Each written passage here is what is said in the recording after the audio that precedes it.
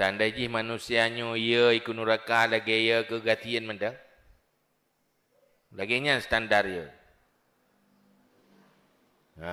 Nyan tamang juga. Orang ia ke gatian. Macam kita buat kan. Hawa ke kaya. Macam tu sah kita ngomong kan. Ya kan? Gejak belang. Pula pada koh pada lega koh pula alam lega pula ke koh lah mana dengar-dengar lah belang.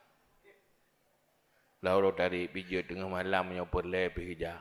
Munyo lagi nyantai ibadat. Hantar mang juga.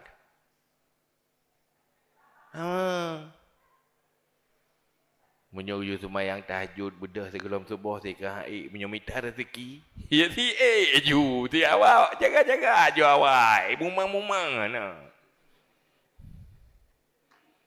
Itu lagi yang dari ibadat. Tamang juga ada insyaAllah. Tapi haitim. Bergalak ke curuga, baik galak tak, baik galak lagi ukuran curuga ju. Galak ke peng you. InsyaAllah. Semua curuga ada. Pakai kerja haru, haitim galak.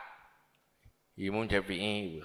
Yang paling orang dekat dengan Allah, sayang oleh Allah, yang paling good akhlak. Yang paling selamat di akhirat, yang paling good akhlak. Nyai genyan asaina ilmu bicara akhlak. Nyan habis lain hawa, nikmati. Nikmat tak asai dengan bah akhlak. Pulam yang galong gedepu. Ingin lebih sempurna keadaan je dan lebih sempurna long gitu meta baru long nyan je bawa. Munyo tulisan tentang akhlak ada je masa bawah tubuh banyak mata. Watai dengar ilmu tentang akhlak ada je masa bawah tubuh bupunyung tu. Nikmat dah. Nyai tanya kembang akhlak dia ber. Nah nikmat nan. Nikmat dia dah buat yang sapu nak mangat lah kan. Puji betul kita. Ni nak tilat bacun mengkarat. Ya kan? Itu mangat hadro ni sebu baik ni jali. Numpah leh jumpa boleh. Ya tiga aku jali, berapa yang aku jali.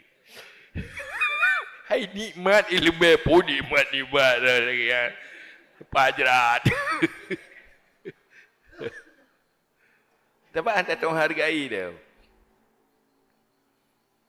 Apakah yang penting di ilmunya. Nah, level le. Tadi yang Imam Syafi'i, siapa lagi tanya jawab ke Imam Syafi'i jawab di. Tanya Imam Syafi'i, nak penting ilmu, penting dah. Tanya yang dia jawab. Tapi Imam Syafi'i tabuh kalimat hadis hana gedepu makna yang kalimatnya bahasa nanggro lain gemerantau wi amita secret kalimatnya makna ji yang kenyan penting ya pengorbanan karena pakan ubud pengorbanan yang gemerantau geling ke nanggro ji ya setel ada yang ubud ke kira menteng rayu yang gerempa je idanya mana mana sibuk tu mana ada tahu jauh lain bi